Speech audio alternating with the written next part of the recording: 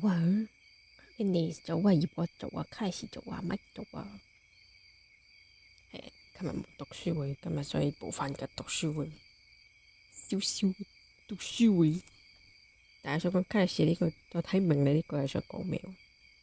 雖然我今日遲開台，但我通常都呢個時間開台啊。走啊走啊！讀書讀書讀書，今日都仲係繼續讀求腐。其實讀咗幾耐呢？我讀咗1/3㗎啦，應該有啩。而家179，佢全本書係580幾，係咯，差不多要1/3啦。哇，終於讀到1/3。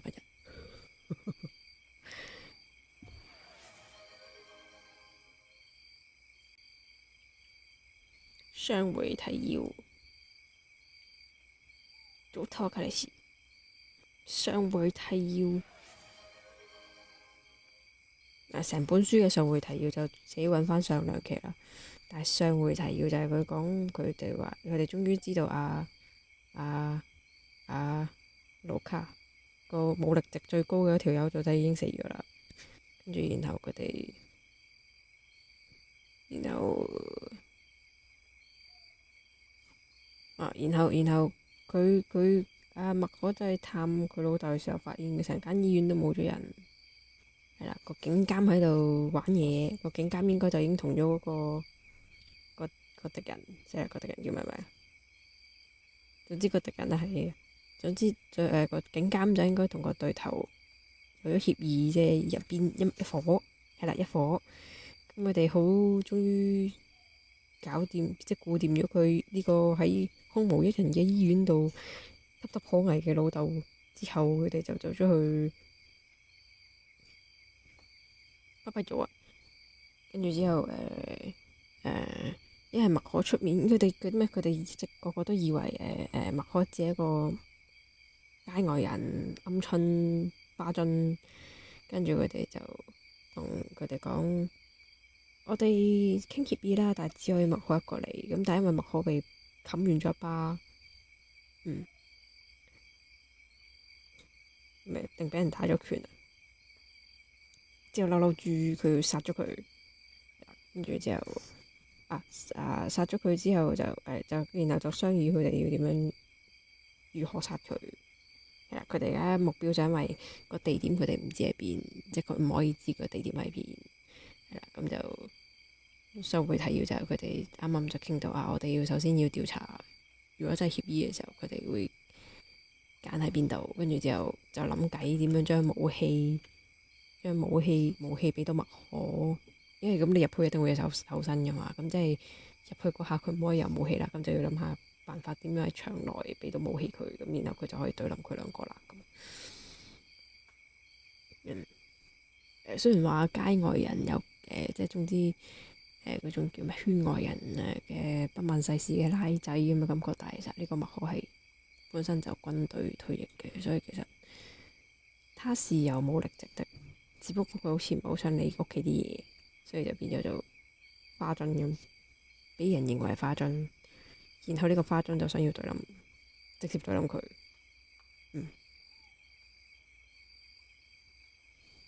所以跟住然後就應該讀都睇下讀幾多章，即係都係讀到幾多？屌我未開始讀已經甩咳嗰樣。喂，點解喐到你嘅？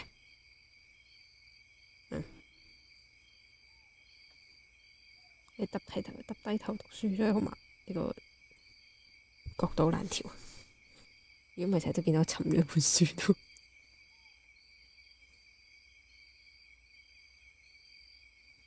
跟住到底有冇對得諗咧？又唔知會唔會讀到嗰章？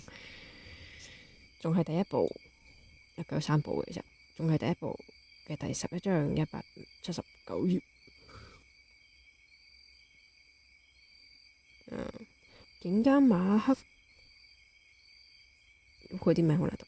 警監麥克雷斯基麥克魯斯基坐在辦公室裏，手指撥弄着3包裝得鼓鼓的信封袋。這裏頭裝的全是投注單。他皺起眉頭，希望自己能解讀投注單上的記號。這對他來說事關重大。這這些裝滿投注單的信封袋是他的手下在前一晚搜查安尼昂家族的賭場得來的。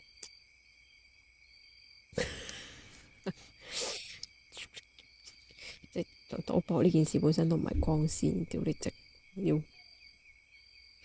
現在賭場老闆必須買回這些投注單，以免賭客宣稱中彩，那他可就賠大了。哇！好撚賤啊！好撚賤啊！好撚賤啊！有啲單喺佢度，佢夾撚晒啲單，你唔攞啲贖金就贖翻啲單咧，咁啲單啲人死無對證咁就話：哦，一定係我中獎！我屌啊！咁撚賤嘅。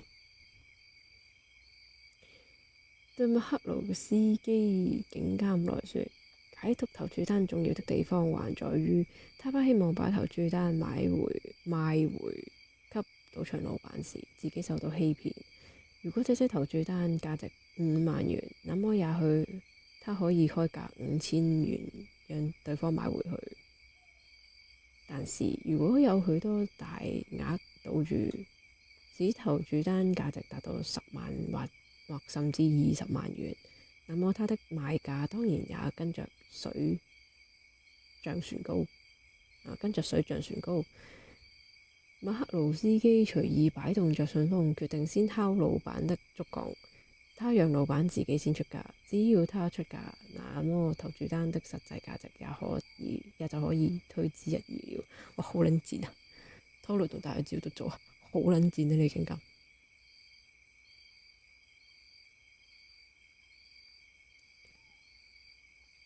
屌你話就話值5萬咁，我就開價5000啫，我唔信咯！屌你，唔信咁少，你咩？你就咩做啊？麥克勞斯基坐在警局辦公室裏，他看了一下牆上的鐘，時間到了，他要去接那個油滑的土耳其人索洛族。然後送他到與安尼昂家族代表見面的地方。麥克勞斯基往壁爐走去，換上便服，換好衣服之後，他打電話給太太，說今晚不回家吃飯，外面有任務。他從來不向妻子透露自己的秘密。他一直以為家裏的生活完全依賴他當警察的薪水。麥克勞斯基心裏覺得好笑，他的母親也是這麼想，而他很早就知道事情沒那麼單純。搞他這樣做的不是別人，就是他的父親。呢個叫咩？臭眼捉臭草，上梁不正下梁歪。即果然咁臭都同一匹狗，咁臭嘅屎都同一匹出嚟。麥克勞斯基的父親是警司，每個星期父子倆都會到管區走一趟。老麥克勞斯基會把他的6歲兒子介紹給店主，說：這是我兒子。店主會跟他握手，恭維他幾句。要啲咁所謂嘅官僚主義咁樣，6歲咋，6歲就應該好好嘅胎教，好好嘅身教。屌你！然後叮的一聲打開收銀機，給這名小男孩5元或10元當見面禮。謝謝。不是香港都好似冇嘅。一天過去了，小麥克勞斯基的衣服口袋裏全塞滿了鈔票，他感到驕傲，因為父親的朋友很喜歡他，每次看見他都會給他錢。當然，他的父親把這些錢存在銀行裏，作為他讀大學的基金。不得錢。而小麥克手上剩下的多數是50蚊。嗰啲 sense 等陣，我呢個等我2分鐘。我覺得我啱啱食完麵，我覺得呢碗湯擺喺我前面有啲危險。等一定，我等下拎走佢先。等。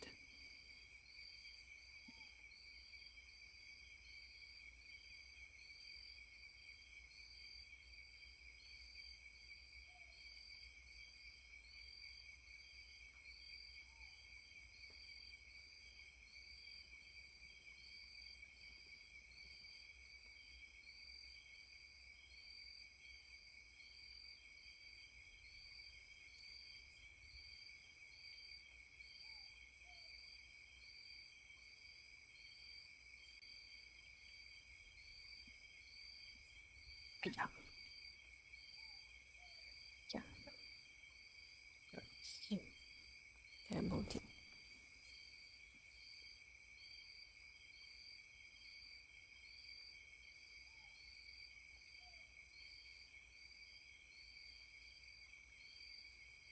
嗯。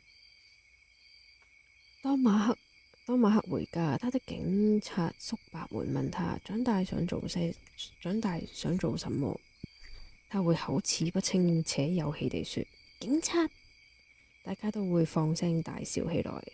日後雖然他的父親希望他先上大學，但麥克魯斯基在中學畢業後，還是直接去念了警察學校。麥克魯斯基原本是個好警察，一個勇敢的警察。橫蠻的小混混在街頭巷尾行兇鬧事，但只要一見到他就跑，最後從他的管區消失得無影無蹤。他是個非常強悍而公正的警察，他絕不會帶着自己的小孩到店家老闆那裡收取金錢禮物，好讓他對亂丟垃圾或違規停車的事睜一隻眼閉一隻眼。他直接把錢拿在自己的手裏，如此直接是因為他覺得這是他賺得的。他絕不像某些警察在步行巡邏時，動不動就轉進電影院或跑到餐廳裏偷懶。在東野尤其如此。睇下先，佢前一面話我唔會帶我細路咁做，然後下一句就話啲錢係我嘅。然後前一句話我唔似啲人吞破，我會好努力咁樣巡街。屌你巡街咪真係收陀地咯！你唔巡街點樣收陀地？你只係收錢，你唔係巡街，點樣做啊？跟住講到自己好警察，我點啊？我鬧心呢條友。他總是定時巡邏，他給予管區內的店家充分的保障與大量的服務。當走鬼與醉漢從包里街過來行乞時，他以鐵腕手段將他們趕跑，讓他們不敢再來。他的管區裏的商家都很感謝他，也以實際行動表達他的感激。哇，好撚多謝！麥克魯斯基也遵守制度，他的管區裏的賭場老闆知道他不會為了多賺外快而故意惹麻煩，他總是滿足於從警局總額分取的那一份。他的名字與其他警察一樣列在賄賂名單上，他是個只透過官方管道收賄的公正警察，在警局裏升官的速度，即使不能說是扶搖直上，也可說是暢通無阻。哇！屌你好嘔心呢條，即係佢唔係我講嘅嘔心，唔係佢做啲衰嘢，而係佢做完衰嘢之後話自己做啲好嘢，即係真小人咪真小人咯。起碼對你真小人，你剪得夠底，我都仲可以敬你係個真漢子。屌你偽君子到咁撚樣嘅，屌你！哇！我收賄嘅時候，我冇其他人收得咁多，我只係要。哇！我真係講唔撚抄掉。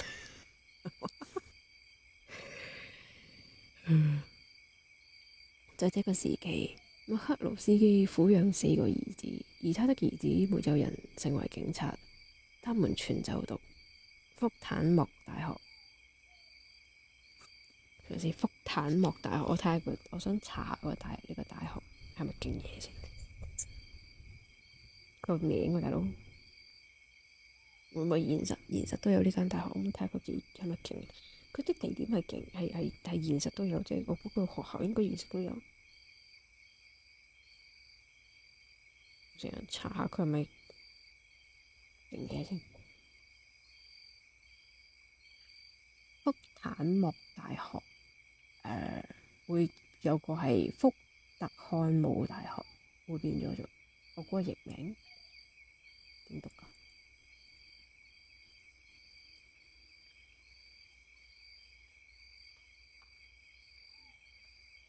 ？Fordham University，首先係一個美國紐約市嘅私立大學，咪就撚鬼。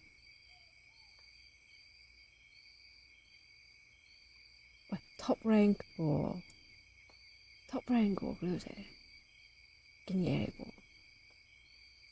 首先，於國立大學第91位，Holy shit！喂，屌你人渣啲制度咁好，全部攤翻嚟嘅錢，讀貴又好學校。而他的兒子讀大學的時候，麥克魯斯基也從警司升到警督，最後升到了警監。他的兒子因此衣食無缺。正在此時，麥克魯斯基開始有了不二價的名聲。他的管區的賭場老闆支付的保護費是全紐約市最高的。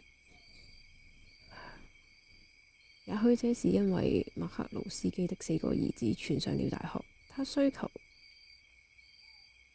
需求恐急的緣故。麥克魯斯基自己覺得透過官方渠道收賄沒什麼不對，沒有什麼不對。難道只因為警局無法支付警員足夠的薪水過活，讓他適當地照顧家人？屌你啦，讀最 top 嘅又生咗咁多個，你咪生少個咯。屌你，要生4個都讀私立。他的孩子就必須去念紐約市立學院或廉價的南方大學。他用自己的生命保護民眾。他的記錄顯示，他曾與槍匪、全副武裝的保鏢以及準備拉皮條的家伙發生槍戰，因此屢獲表揚。而這些人也在他的管區內消失無蹤。他管理的小區成為紐約市內能讓一般民眾安心生活的地方，而他認為自己絕對有資格領取比他每星期$100的微薄薪資更高的報酬。但他對於自己的低薪並不憤慨，他知道每個人都必須靠自己的力量改善生活。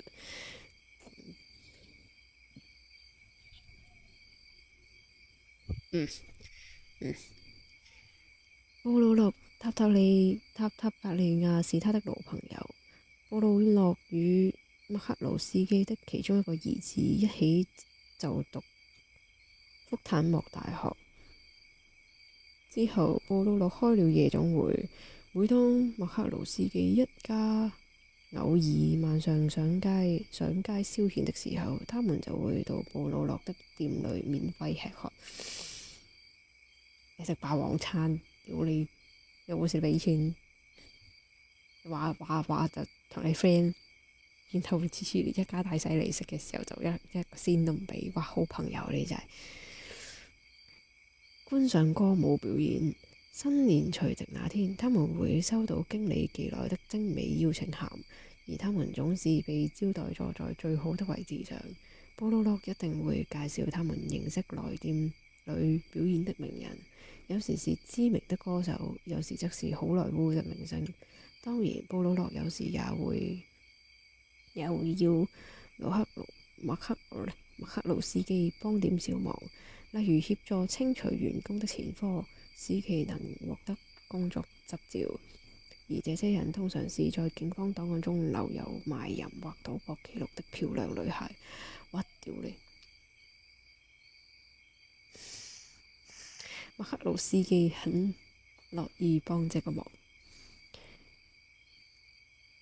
果然真係人渣，要好明顯唔係正當嘅呢啲女仔，即係唔係嗰種幫你改過自身攞個執照改過自身繼續做打工啦嘅嗰啲 feel， 好明顯就係屌有個案底過嚟，喂屌你知咩事啊？係喂食得仆街咁長嘅，幾時讀到佢啊？幾時讀完佢啊？屌呢部呢條人渣！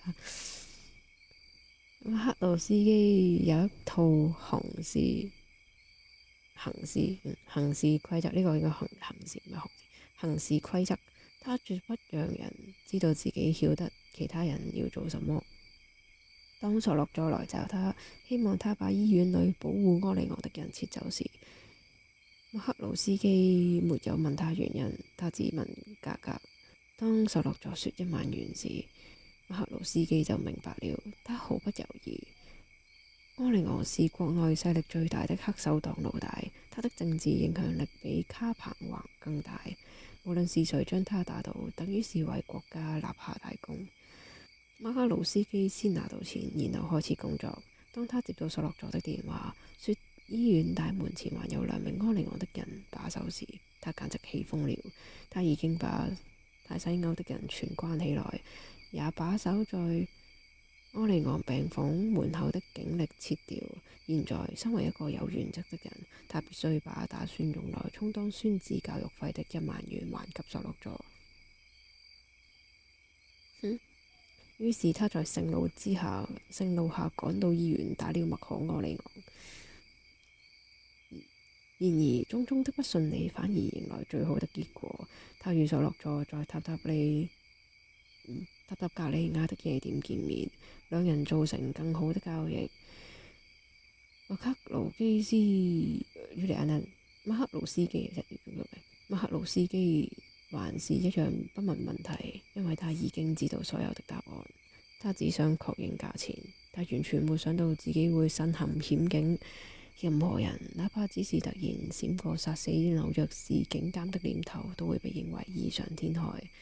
黑手黨最強悍的匪徒，如果遇到階級最低的巡警員，如果遇到階級最低的巡邏員警，要扇他耳光，也只能乖乖待在原地不動。殺警絕對沒有好處，一旦發生這種事，許多歹徒就會因為拒捕或逃離犯罪現場而被擊斃。因此，誰還願意幹殺警這種事呢？馬克魯斯基嘆了一口氣，準備離開警局。一堆問題。愛爾蘭的大姨子與癌症奮戰多年後，前些時日死了。為了醫治他的癌症，可花了他不少錢。現在葬禮可能還會讓他花更多錢。他自己的叔伯姑嬸也在愛爾蘭，他們也需要他的幫助來維持馬鈴薯田。於是他匯錢給他們解決困難。他並不吝嗇這些錢。當他與妻子拜訪故鄉時，他們被當成國王與皇后來款待。現在戰爭結束，他手邊又多了餘錢，也許他們今年夏天會再去一次。馬克魯斯基告訴執勤警員，如果有需要可以到哪裡找他。他認為沒有必要隱瞞。他可以說自己要見的索洛佐是他底下的善民。出了警局，走了幾個街區，他叫了輛計程車前往與索洛佐見面的地點。我終於讀完呢條友啊！嗱，如果真係陣間麥可冇懟冧呢條友，我就孖叉麥可。You have one job。你讀到呢度知道有幾撚人渣嘅時候，真係同我講話你冇懟冧佢。情感線已經慢慢延伸出去，你到時你冇懟冧佢，冇做到個大快人心嘅效果就，繼續。哈根必須做好一切安排，讓麥可能順利離開美國，包括搞護照、船員證、意大利貨輪的鋪位。這艘貨輪會在西西里的港口停泊。同一天，他會派幾個人搭飛機到西西里，與當地山區的黑手黨老大備妥讓麥可藏身的地點。桑尼安排了一輛車，以及一名絕對信得過的司機，在麥可與索洛佐見面的餐廳外等待麥可走出店門。司機是泰西歐本人，他自願擔當這個任務。那會是一輛外表破爛的車子，但有着絕佳的引擎。車子上掛的是假車牌，因此車子本身將難以追查來源。這輛車是特別留下來，準備用來執行這種特殊任務的。麥可一整天都與克里曼莎一起練習使用即將交給他的小槍。這是一把.22口徑手槍。裝填的是軟頭型子彈。這種子彈打進人體時，傷口很小，像針孔一樣，但轉出人體時，卻會產生開膛的傷害性極大的傷口。麥可發現，在離對方5步距離內開槍還可以維持精準度，如果再離遠一點，子彈很可能擊中任何地方。扳機很緊，但克里曼莎用一些工具調整一下，使它變得比較容易扳動。這把槍擊發的聲音很大，他們打算就維持這種狀態。他們不希望無辜的旁觀者誤判形勢。聲響大點可以避免有人見義勇為，讓他們與麥可保持距離。阿拉伯族呢？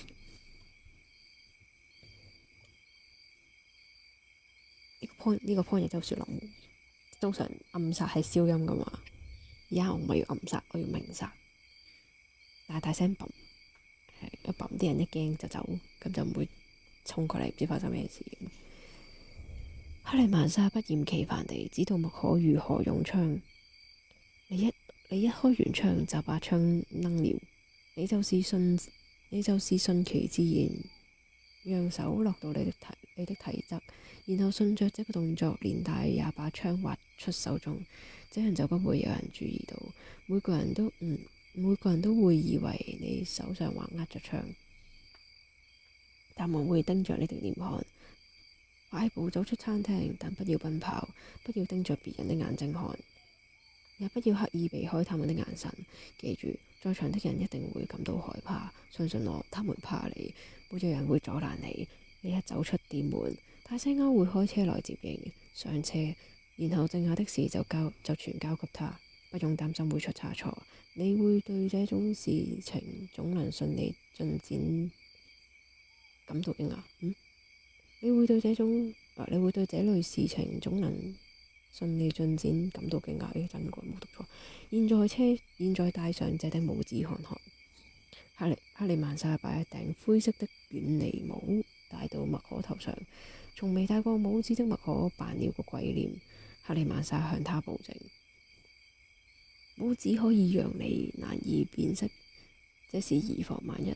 如果有證人想要指認，我們只要跟他們說一聲，帽子可以幫助他們改變證詞。記住，麥可，不用擔心指紋的事，槍托與扳機已經用特製膠帶纏住，只要記住，除了槍托與扳機，槍的其餘他部分都別碰。不過題外話講下，呢個以前幾年前啊，有啲人翻啲嗰啲咩 FBI 點樣，如果要甩跟蹤嘅時候要點樣甩，就通常就係換取你身上嘅特徵。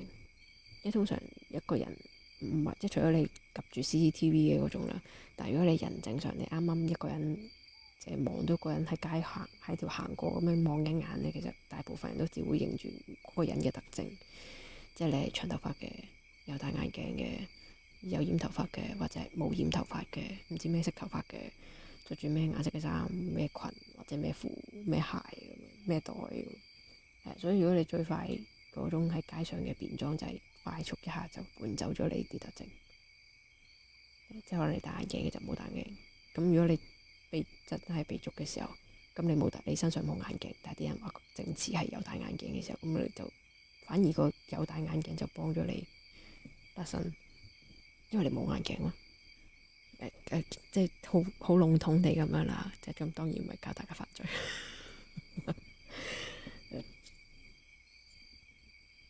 咁同埋而家有好多 CCTV 咁又另計啦。如果對住 CCTV 就嗰啲就唔係淨係對特徵啦，即係對就再精準啲，所以呢個好 rough 嘅東西。不過嗰個年代就其實所以佢戴帽點樣？但係要咁講，我係通常啲咩乜鬼勇者，我要變裝，然後着件斗篷就變咗裝。某程度上 make sense， 某程度上都唔 make sense。你對住啲路人，即係如果本身條街所有都係路人嘅時候，你使鬼變裝咩？即係我係路人嘅時候，本身就唔知你咩樣啊。你就算變咗特徵咗，我都唔知你係邊個嚟噶啦。咁但係你要對住變裝嘅目標，唔係就係嗰啲唔識你嘅路人，而係識你嘅嗰啲啊嘛。咁你加件斗篷，呢特徵仲喺度，邊條毛？我係題外話。跟住，麥可說，桑尼已經查出受落咗要帶我到哪裏去了，哪裏了嗎？克里曼莎鬆鬆肩，還未。索洛座非常小心，但不用擔心他會傷害你。調停人在我們手裏，除非你平安回來，我們不會放他走。如果你出什麼事，就由調停人付出代價。他為什麼要冒這麼大的險？麥可問道。他拿了一大筆錢，克里曼莎說，稱得上是筆小財富。此外，他也是各大家族的重要人物。他知道索洛座不可能讓他出事。對索洛座來說，你的命還比不上調停人的命。非常簡單，你會平安無事的。事後真正要負責的是我們。結果會有多糟？麥可問道。非常糟，克里曼莎說。這表示塔塔格利亞家族與安尼昂家族會全面開戰，其他家族絕大多數會站在塔塔格利亞家族那邊。城市衛生部門，冇讀錯。城市衛生部門今年冬天得在街頭上清掃大量的死屍。克里曼莎聳聳肩，這些事每10年左右就會發生一次，這是太久本身的時刻。而且，如果我們在小事上任由他們胡為，那麼遲早有一天，他們會想奪取我們的一切。你必須從一開始就遏止他們，就好像他們應該為慕尼黑阻止希特拉一樣。希特勒，翻譯問題，佢係希特勒嘅。他們不能讓希特勒予取予求。佢操翻嚟，我讀書嘅咋，冇逼我，唔好聽到關鍵字就逼我。如果他們一直順着希特勒的意，那麼只會為自己招來大麻煩。冇人怕。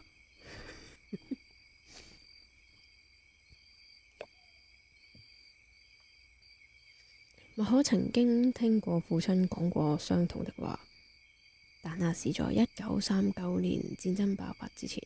如果由各大家族執掌國務院，也許就不會有第二次世界大戰。他想一想，不禁笑了起來。他們開車回到林蔭道與老爺子的屋子，桑尼的總部仍設在這裏。麥可想着，桑尼究竟能困守在安全的林蔭道裏多久？最終他還是必須冒險外出。他們發現桑尼在沙發上打瞌眼瞓嘅不打，點讀呢個字？睇嘢睇得多，點讀呢？壓力大。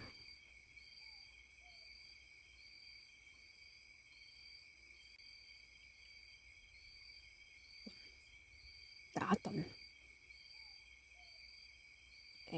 木字邊做個屯門個屯，打盹嗰個盹。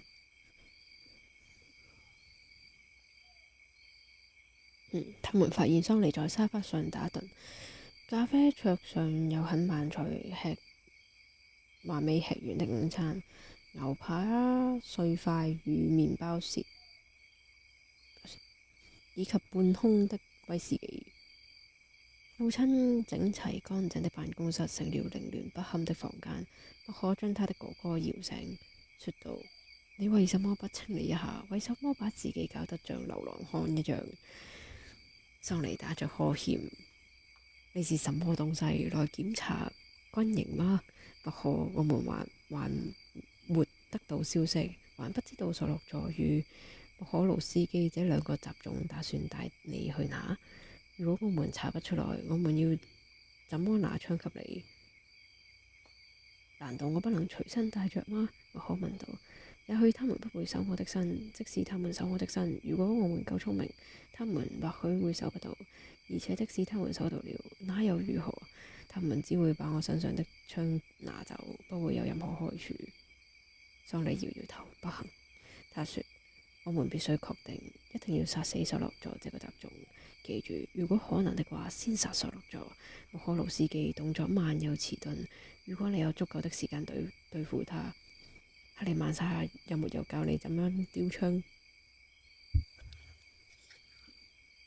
說了100萬次了，莫可說。唔係講了100萬次了。桑尼從沙發上起身，伸伸懶腰。你的下巴怎麼樣，小子？很不舒服，莫可說。佢俾人打咗拳，係打咗佢下巴都甩埋。他的臉的左側疼痛，此外想約的好似好痛。想約的鋼絲串連固定的部分則感到麻木。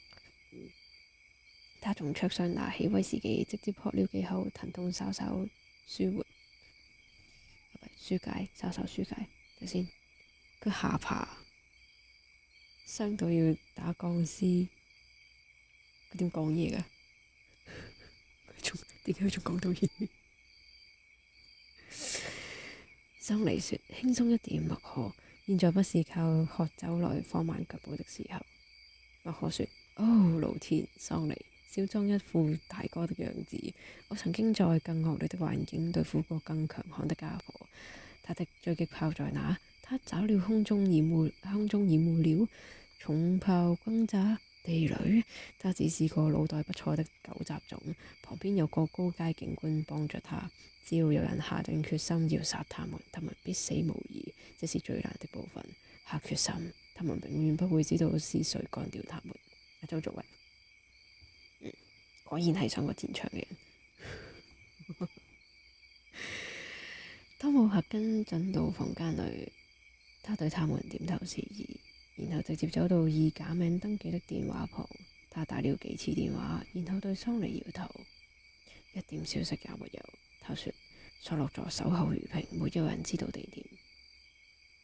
電話鈴聲響起，桑尼拿起話筒，然後他舉起手，示意大家安靜。儘管在場沒有人說話，他在便條紙上快速記下東西，然後說：好，他會去哪裏？然後掛上電話。桑尼笑着說：索洛佐那條狗糧養的還真有一套。他的安排如下：今晚8點，他會與警監麥克魯斯基在百老匯傑克鄧普西的酒吧前面接莫可。他們會到某處會談，然後做成交易。莫可與索洛佐會用意大利話交談。愛爾蘭裔警官不會知道他們在談什麼。他甚至告訴我不用擔心，他知道莫可魯斯基不懂意大利語，頂多只聽到一個字錢。佢有括弧錢 SILDI 點讀啊？佢就識聽錢。我睇下我點讀先。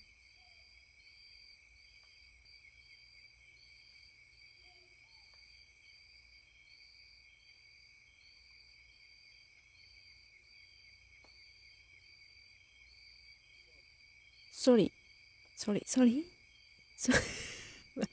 有你哋自己聽。Soldi。聽多次。Soldi。實在，我好似聽到3個音，但係讀出嚟會變咗 sorry。但係仔細聽好似係有3個音，即係3個音捲埋，尾嘅嗰2個音會捲埋，跟住就好似即係變一個音嘅喎，咁嘅感覺。我唔知，總之意大利文係解錢啊！大家嚟學意大利文。呢個 money，this is money。而他有時我冇教我嗰個做翻音樂，有。而他也把你打聽清楚了，莫可。他知道你聽得懂細細離方言。莫可冷淡地說：我的西西里方言已經生疏了，但我們不會太久的。赫根說：我們會等到調停人過來才讓麥可走，是這樣安排的，對吧？是這樣安排的吧？哈利曼莎點點頭。調停人現在我家跟我的3個手下打牌，除非接到我的電話，他們是不會放他走的。咁好嘅，就要俾佢打牌，而唔係真劈佢度毆死佢。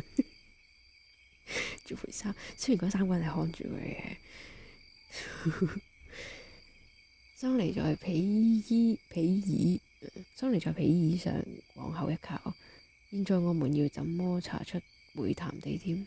湯姆，我們在塔塔格利亞家族的眼線怎麼還不送消息來啊？赫根鬆鬆肩，索洛佐的確他媽的精明，他非常謹慎到完全不透過任何人。他知道警監的保護已經足夠，他相信有麥可魯斯基在旁邊遠比用槍支護身來得管用，而他的想法確實是對的。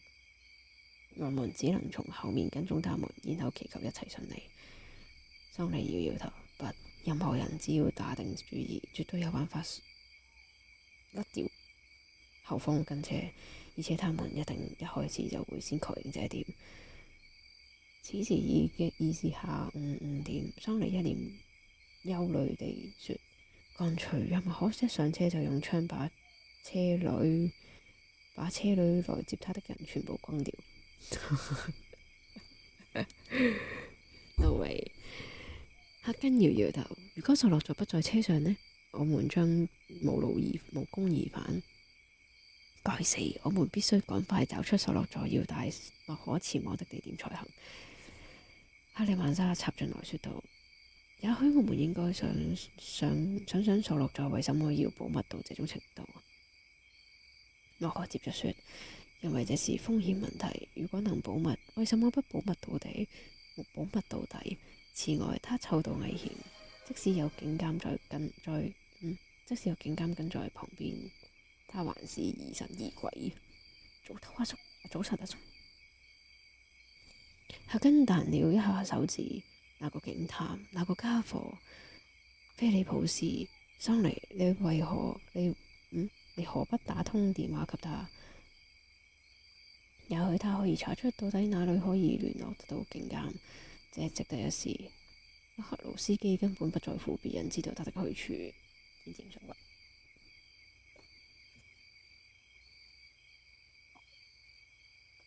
好慘場。桑尼拿起話筒開始撥電話，他輕聲說着，然後掛上電話。他會回電，桑尼說道。他們等了快30分鐘，然後電話鈴聲響起，是菲利普斯。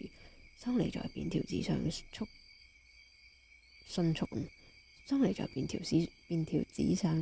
記下東西，然後掛上電話。他的臉有點繃緊。我想我們查到了，他說。麥克魯斯基警監總是一定會留下聯絡方式。今晚8點到10點，他會在布朗克斯的晴月餐廳。有誰知道那個地方？泰西歐信心滿滿地說：係喎，佢出門之前同大家講佢去邊喎。豬隊友。泰西歐信心滿滿地說：我知道那地方對我們有利，一家小館子，雅座寬敞，有私人談話空間，東西好吃，不會有人打擾，好地方。他傾身靠在桑尼的辦公桌上，用臉色的香煙排成地圖的樣子。這是入口。麥可，你完事之後只要走出去左轉，然後在街角拐彎，我會看着你。打開前燈，很快過來接你。如果遇到麻煩，你就喊出聲，我會進餐廳帶你出去。哈利曼莎，你動作要快一點，趕緊派人去那裏藏槍。他們用的還是舊式馬桶，水箱與牆壁之間有空隙，讓你的手下把槍用膠帶固定在水箱後面。不過，他們在車上對你搜身之後，發現你身上沒帶槍，就不會太提防你。在餐廳裏，你要先等一段時間再找藉口離開，不，還有更好的辦法。你請示對方的同意再離開，一開始要裝出別了，睇先呢個隱避了避得有點難過的樣子。可是要自然，他們應該不會懷疑。但當你從廁所出來的時候，就不能浪費時間了。不要坐回桌旁直接開窗，而且不要胡亂開窗，要正對着頭，一人兩窗，然後趕快離開店裏。桑尼仔細聽着，找個幹練，你冇讀錯過，找個幹練而且穩健的人去闖場。他對克里曼莎說：我好不希望我弟弟走出廁所時，手裏只能握着自己的腦兒。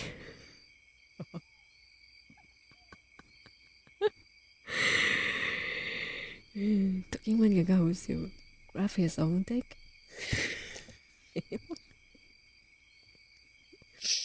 克里曼莎肯定地說：他一定會拿到槍的。好，桑尼說，大家分頭行動。泰西歐與克里曼莎離開。阿根說：桑尼，我應該開車載麥可去紐約嗎？不，桑尼說：我要你待在這裏。麥可的事結束之後，就輪到我們了。我需要你。你已經聯絡好報社的人了嗎？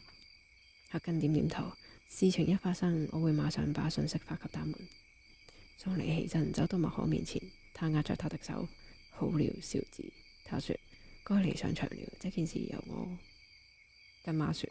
你走之前不要見他，我會找適當時間把這件事轉告你的女友，好嗎？好。麥可說：你認為我多久才能回來？至少1年。桑尼說。黑根插話說：老爺子一定會想辦法讓你趕快回來，但麥可，對此你不能指望太多，時間會受到太多要素影響。例如我們提供給記者的故事能不能讓人信服，警方是否會想大事化小，小事化無，其他家族的反應強不強烈。然而我們可以確定的是，此事絕對會引發極大的風波與麻煩。麥可握着克根的手，你盡力而為。他說：我可不想再離家3年。克根輕聲說：現在打退堂鼓還不晚。麥可，我們可以另覓人選。如果可以另外想個方案，或許我們不一定非除掉失落咗不可。麥可笑了。我們可以討論各種可能。他說：但這是我們第一次想出可行的辦法。我這輩子一直搭着順風車，我也到了該付車錢的時候。你不應該讓被打碎的下巴左右你的想法。克根說：馬克魯斯基是個蠢蛋，但這一切都是生意，並非個人的恩怨。這是第2次他看見麥可的臉凍成了面具，那不尋常的臉像極了柯里昂閣下。湯姆，別再受人愚弄了，生意的每一分每一毫都是個人恩怨，每個人每天吃的飯，每天拉的屎，全是個人問題。但他們說這是生意，好，那確實是生意，但說到底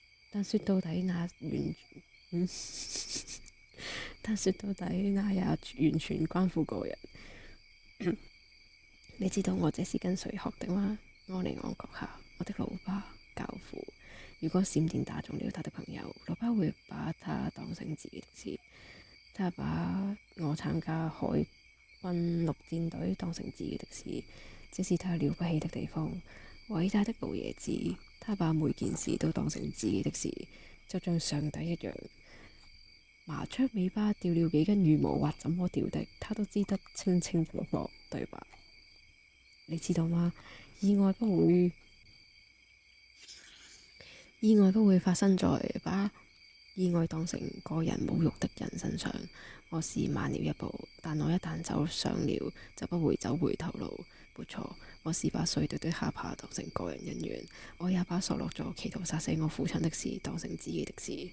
他笑道：告訴老爸我這些都是跟他學的，告訴他我很高興自己能有這個機會回報他為我做的一切。他是個好父親。他停頓一下，然後親切地對赫根說：你知道，我不記得他曾經打過我，或桑尼，或弗雷迪，當然還有康利。他甚至從未恐過康利。湯姆，告訴我實話，你認為老爺子殺過多少人？赫根轉過頭去。我要告訴你，有件事你還沒從老爺子身上學到，那就是老爺子絕不會像你這樣說話。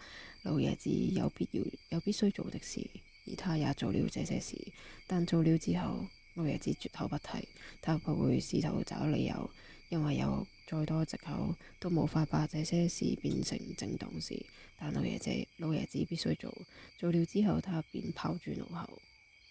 麥可皺起眉頭，他平靜地說：身為軍師，你是否同意放過索洛在對老爺子與我們家族造成的危險？同意。赫根說：好。麥可說：那我就必須殺了他。我好型啊！上兩集仲講緊麥可你仲有拍拖，屌你！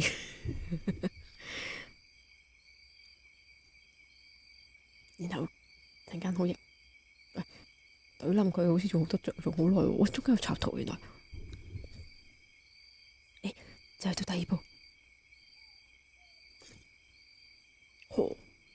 我今日讀到第二部手，仲有10頁。10頁？咁應該對唔對冧佢呢？10頁。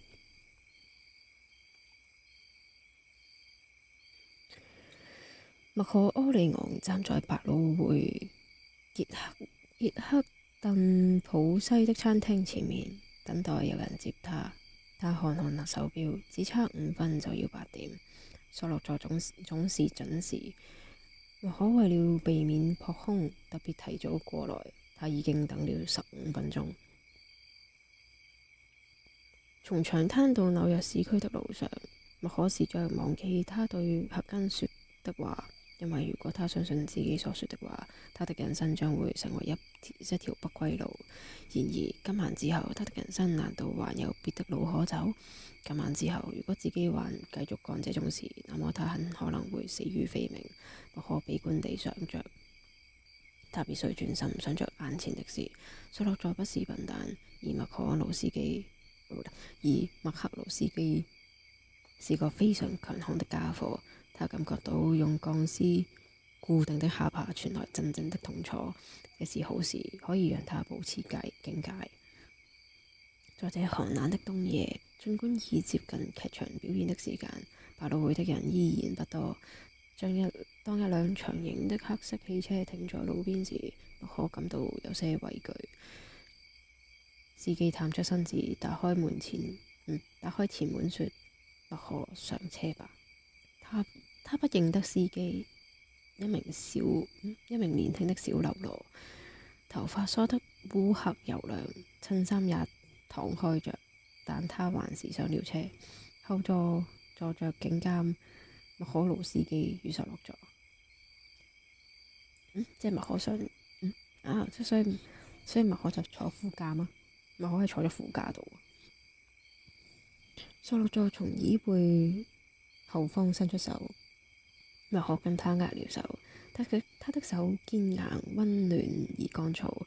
索洛座說：我很高興你能來，麥可。我希望我們把所有的事一次解決。這一切實在太恐怖了。我也不希望事情會變成這樣，這是不該發生的。麥可平靜地說：我希望今晚我們能把事情解決。我不希望我的父親再受打擾。他不會受到打擾的。索洛再誠懇地說：我用孩子的名向你發誓，他不會受到打擾的。只是當我們談判時，你要放棄成見。我希望你不要像你大哥桑尼一樣脾氣火爆。你要跟他談生意，簡直是不可能。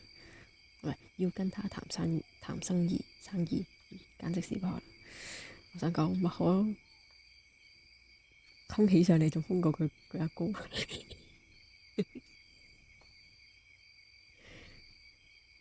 警監麥克魯斯基嘟揚地說：但這個小伙子不錯，他沒問題的。他傾身向前，充滿溫情地拍拍麥可的肩膊。係咪怪咗啊？哇！呢個係咩？假情假意。麥可那晚的麥可那晚發生的事，我很抱歉，我太老了，又喜歡抱怨。我已經趕不到警察的差事，我想我必須趕快退休才行。我受不了發脾氣，但我整天都在發脾氣。你知道那有多難受？我屌你真係好多謝。我日日都發脾氣，你知唔知發脾氣幾難受？我屌你，咁你都講得出？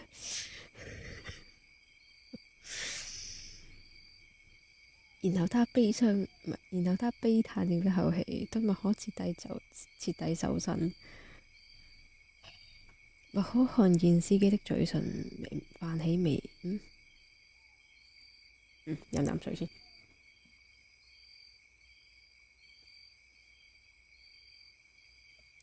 繼續黏黏的。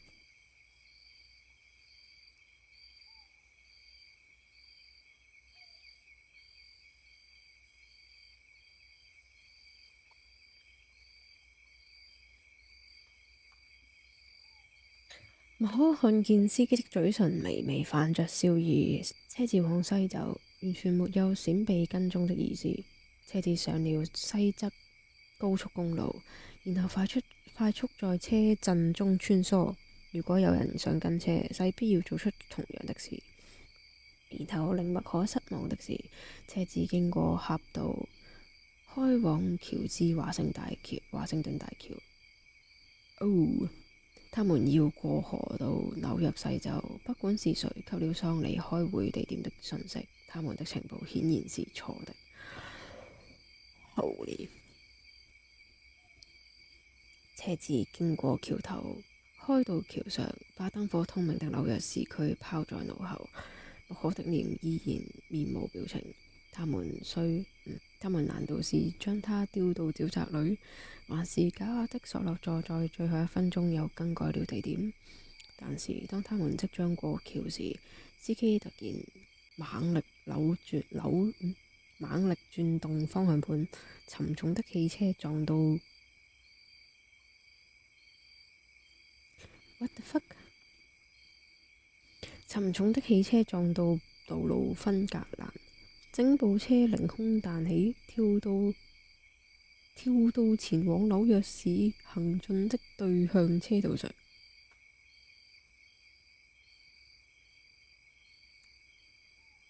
What the fuck？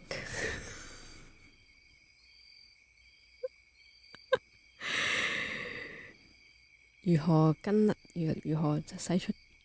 何避免後方有人跟蹤？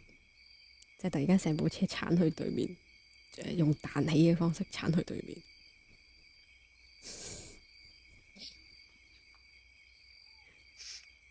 咁啊，頭先我要望多兩眼先確定我咪有讀錯。頭文字 D 有冇咁嚴格？頭文字 D 好似係落山嘅啫。頭文字 D 落山都頂籠係個車轆卡個水渠蓋啫。佢未知要撞壆，然後彈去對面喎。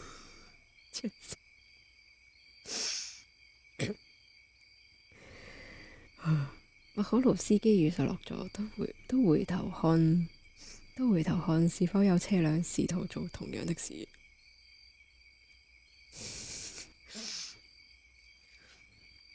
即係如果當時喺如果個年代有嗰啲咩，嗰個年代有嗰啲行車記錄器嗰啲車 cam 嘅時候，應該呢個時候就應該各大嘅局都應該上晒呢條片。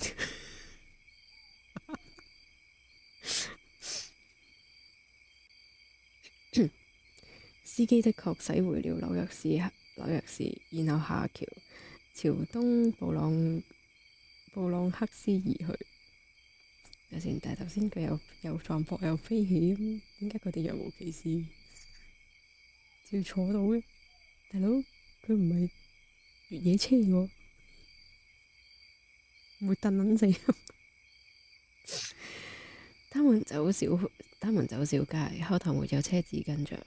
只是已將近9點鐘，他們確定後頭沒有人跟蹤。索洛佐遞煙給麥可魯斯基與麥可，兩人都回絕了。於是他自己點上了煙。索洛佐對司機說：講得好，我會記得的。10分鐘後，車子在一個意大利小社區的餐廳前停車，街上一個人也沒有。而由於時候不早，餐廳裏只有幾個人還在用餐。我擔心司機會跟着進去，但他留在車上。調停人沒提到司機，沒有人提到。技術上來說，索洛佐帶這個司機前來，等於是破壞。索洛佐帶這個司機前來，等於是破壞了協議。但麥可決定不提這件事。他知道對方以為自己不敢提這件事，怕這麼做會破壞談判。三人坐在店裏唯一一張圓桌旁，索洛佐拒絕坐在雅座。沙聲。餐廳裏除了他們，只有2個客人。麥可心想，這2個人會不會是索洛佐派來的？但這不重要。他們在他們來得及阻止之前，事情就會結束。麥克魯斯基興致勃勃地問道：這裏的意大利菜好吃嗎？索洛佐向他保證：試試小牛肉，這裏的小牛肉是全紐約最棒的。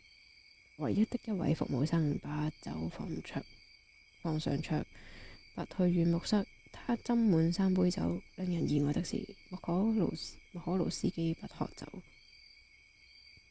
我要當全天下唯一一個不喝酒的愛爾蘭人，他說。我看過太多好人因為喝酒而誤事，所以你係做壞人。冇衝突啊！你係壞人嚟噶嘛？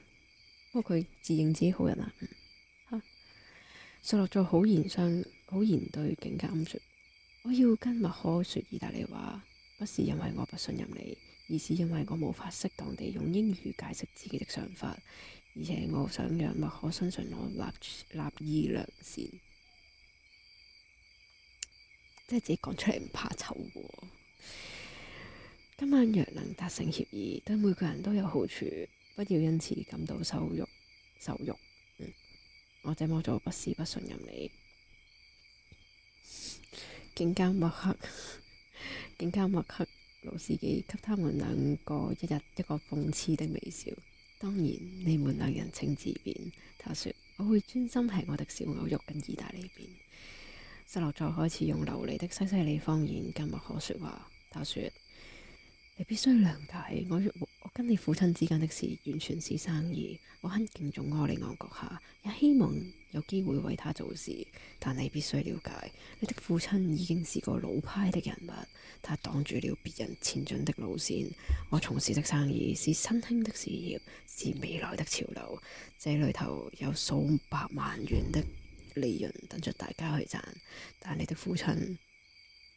父親卻因為某種不切實際的良心考量而阻礙了我。他這麼做等於將他的意志強加在像我這種人身上。是，我知道。他對我說：你去做吧，這是你的生意。但我們都知道那是不切實際，我們一定會冒犯彼此。他實際上是告訴我，我不能做這樁生意。我是個有自尊的人，我無法接受別人強加意志在我身上，因此就發生了必須發生的事。讓我說清楚吧，我有幫手，我有紐約其他家族默默在背後撐腰。塔特格利亞家族是我的夥伴。如果這場爭論持續下去，柯里昂家族將成為眾矢之的。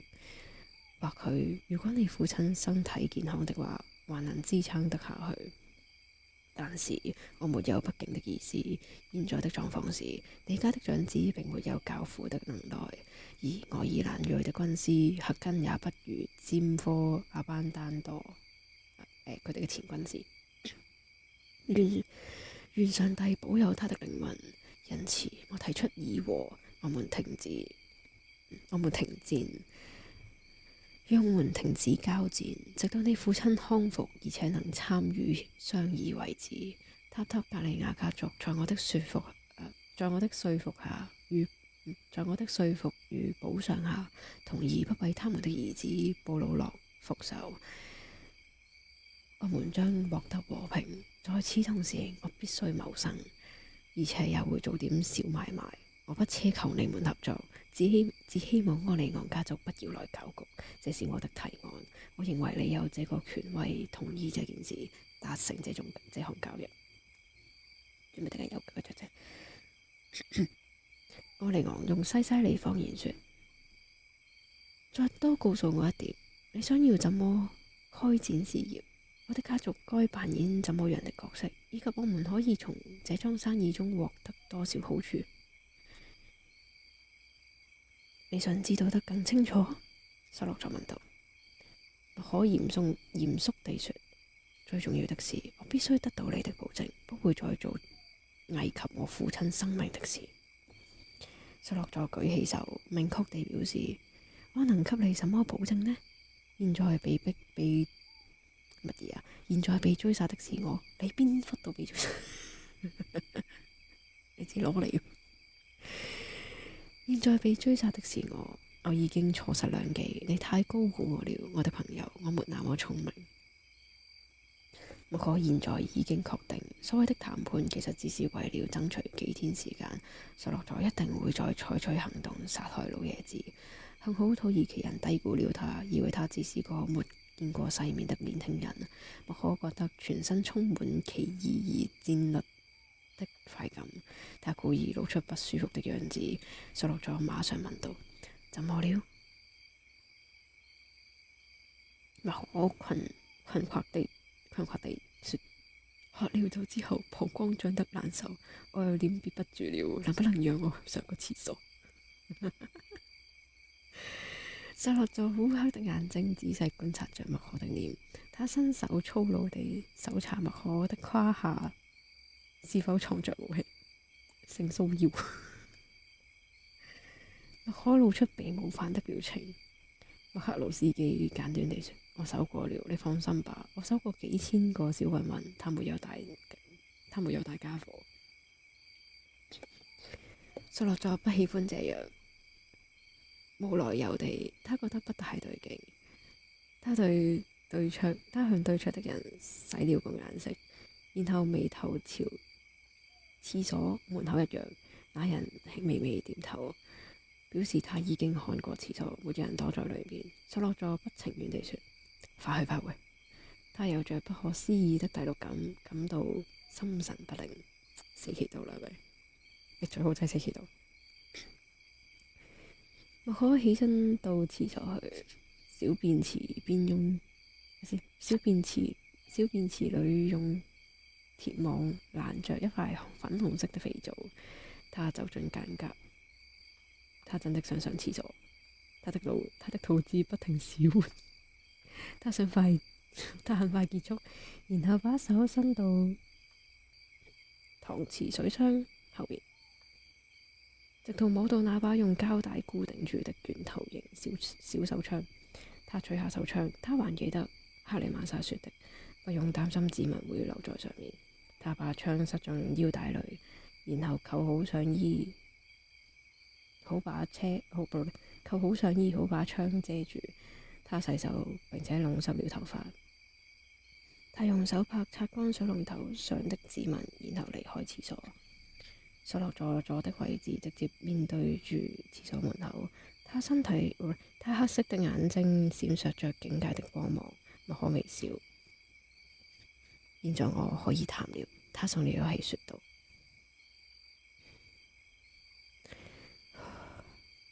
好似有次可以係咪要嚟了？警監佢哋嚟了，但好似我都好緊張添。警監麥克魯斯基吃着端上桌的小牛肉與意大利麵，靠着牆坐在遠處的客人原本僵直着身子，聚精會神地看着，只是也放鬆下來。所以擺明就成個餐廳都係嗰啲人。小的三個。麥可再次坐了下來，他記得克里曼莎曾告訴他別那麼做，別這麼做。只要一出廁所就要立即開窗。然而，也許是出於某種警告的本能或單純的恐懼，他沒有這麼做。他感覺到，如果自己輕舉妄動，很可能一下子就被割到。現在他覺得安全了。他先前肯定相當害怕，因為他很高興自己終於不用靠雙腳站立。他的雙腿因為震抖而軟弱無力。索洛佐傾身向前，莫可的肚子被桌子擋着。他解開上衣紐扣，仔細聽對方說話，但對方說什麼，他其實一句話也沒聽進去。對他而言，那只是一連串無意義的聲音。他的心靈被熱血衝擊着，任何話語都無法上心。在桌子下，他的右手碰到插在腰帶裏的槍，他毫無困難地拔出手槍。此時，服務生過來問要點些什麼。自己有冇咁啱好？索洛佐轉頭過去跟服務生說話。莫可左手推向桌子，右手持槍幾乎快得抵住索洛佐的頭。索洛佐的協調性非常敏銳，他在同時間已經開始閃躲莫可的槍口，但莫可畢竟比較年輕，反應還是快了些。他扣下扳機，子彈從索洛佐的眼睛與耳朵之間打進去。當子彈從頭的另一邊出來時，一拼噴出了大量的鮮血與頭骨碎片，把嚇呆了的服務生撿了一身。莫可直覺認為一顆子彈就已足夠。索洛佐在最後一刻轉過頭來，莫可從這個人的眼睛看清楚生命之火像燭火般逐漸熄滅。只過了1秒鐘，莫可以轉身把槍對準麥克盧斯基，警監既鎮定又驚訝地看着索洛佐，仿佛這件事與他無關。他幾乎未察覺到自己正面臨危險。他手中握着的叉子還叉着燒牛肉，而他的眼睛才剛望向麥可，臉上的表情與眼神充滿自信的憤怒，仿佛預期麥可將會投降或逃跑。但麥可微笑着對他扣下扳機，這一槍讓麥克盧斯基受了重傷，但不致命。子彈打中他那粗如公牛的喉嚨，他開始大聲地發出哽住的聲音，彷彿吞下太大塊的小牛肉。然後他開始從破裂的肺咳嗽時，空氣中遍灑着微細的血霧。麥可非常冷靜而小心地在長滿白髮的腦袋頂端開了第2槍，這一槍打穿了他的頭骨。空氣中似乎罩着一層粉紅霧氣。麥可轉身看着坐在牆邊的男子，那男子並未採取任何行動，他似乎嚇呆了。他刻意將自己的雙手擺在牆上，然後望向別處。服務生跌跌撞撞地朝廚房退去，臉上滿是恐懼。他看着麥可，對於眼前發生的一切感到難以置信。索洛佐仍坐在桌子上，桌背支撐着他一側的身體。麥克盧斯基沉重的身軀往後昂躺，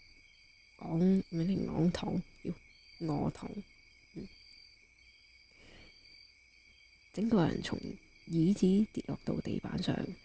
麥可讓手槍順着垂下的手滑到地面，槍支離身時完全未發出一點聲音。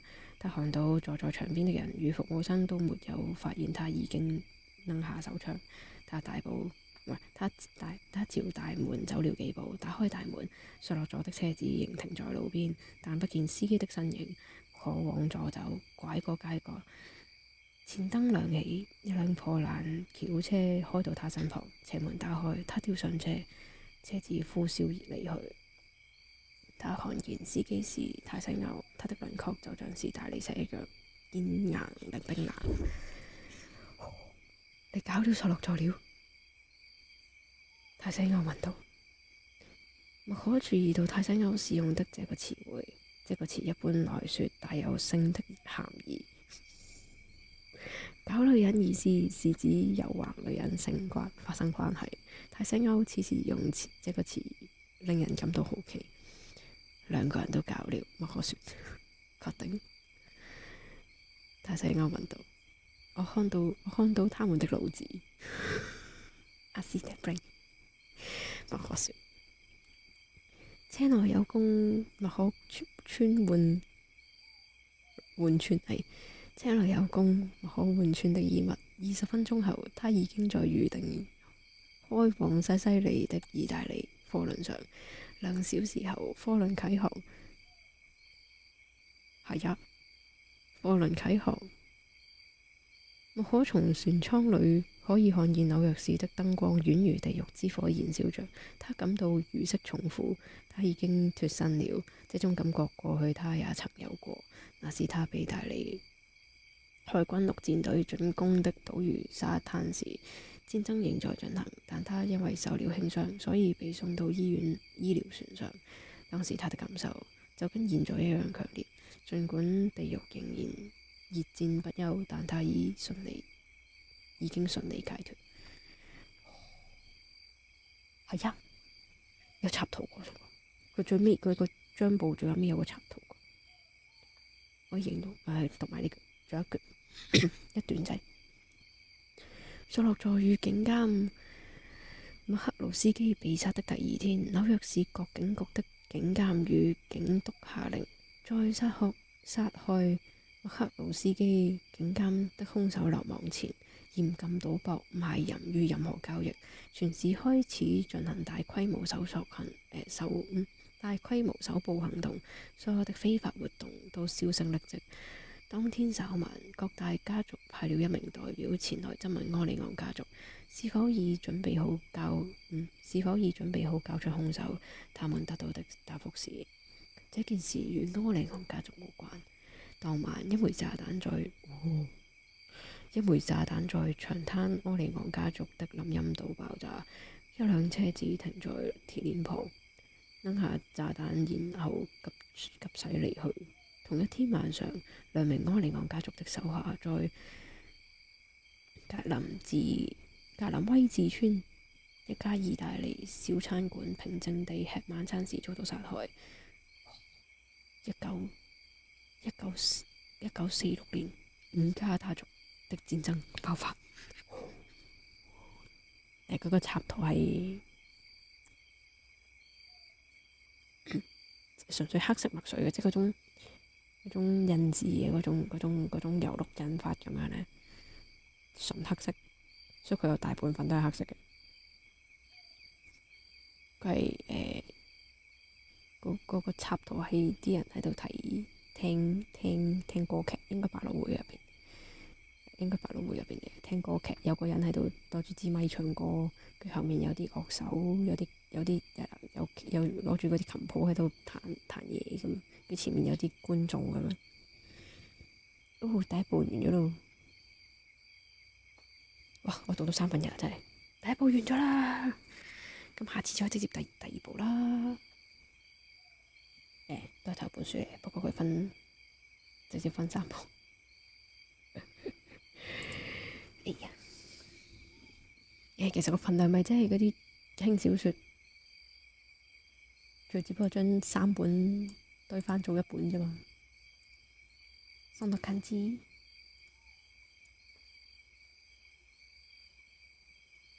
我嘢讀完，都諗咗佢條仆街啦，大快人心，砰砰砰砰。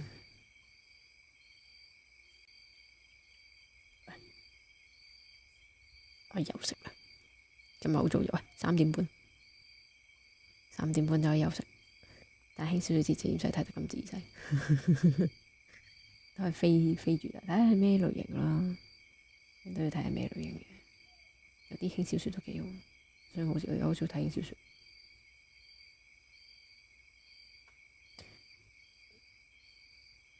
不過讀輕小說肯定啲名冇咁難讀先，外國名好難讀啊。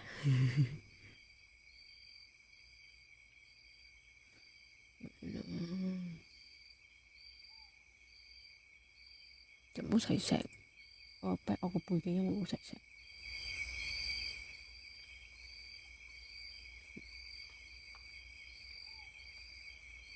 有時睇第一句就知講咩，因為個橋段啊嘛。如果你知第一句講咩，其實都係一個橋段，即係佢描寫嘅街景或者描寫環境並沒有特別，跟住然後通常啲橋段嗰個位你知會讀到啲咩，已經知道咗啲咩。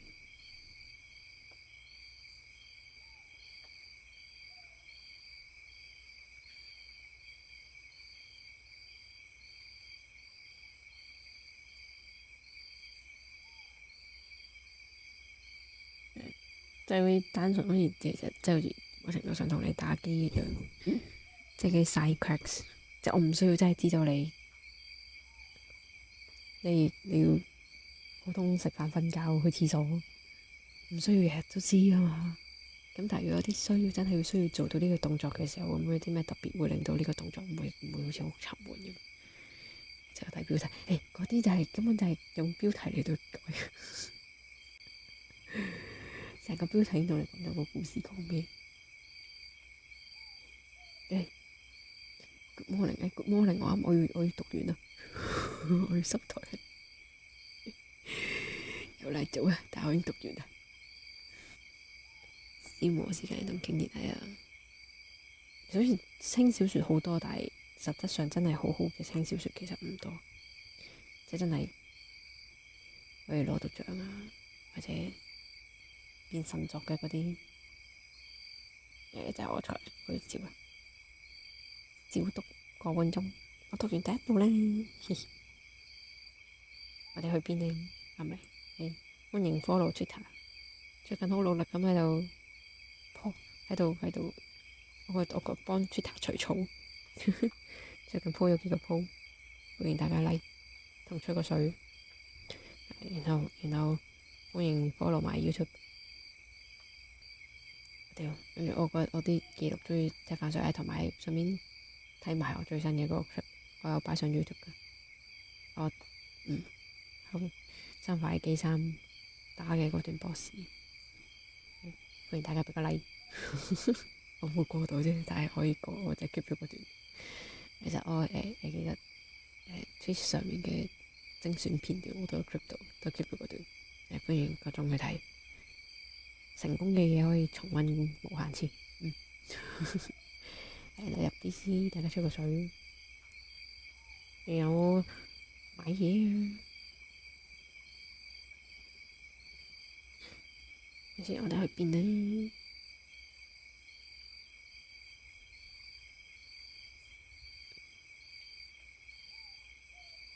？Let me see where we going。今日仲好早，所以可以去 CC 度，可以去泰格度，可以落樓度，都可以花度。唔會花度。嗰時之前花飛過俾我，俾翻俾花先。所以今日人不算太超級多，俾花先。我哋聽晚工作台再見啦，拜拜咧，大家照拜拜，拜拜拜拜拜拜拜拜拜，嗰個 ending card 啊，拜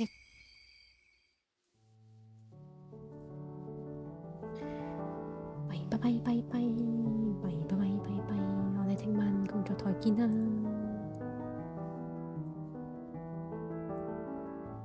然後工作台跟住到 weekend 嘅時候就 FF 又繼續 FF7，同埋可以開翻 V4 啦。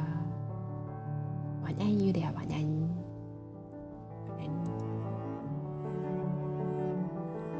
啦，然後可能之後又再公告，會得閒就再公告。因為讀完你就再公告，但係不時就會同大家喺台度講聲。7月我有好大機會，我會逢星期3晚都要有台，即係平時係逢星期4晚休噶嘛。而家會再增加到星期3晚，成個7月份。其他有咩事就其他就算，我哋起飛啦。